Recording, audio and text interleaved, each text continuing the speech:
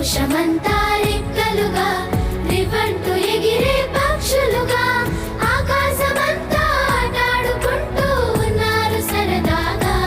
ఒకరేమో సీను ఒకరేమో జున్ను కలిసారే ప్రాణంగా కురిసారే వర్షంగా.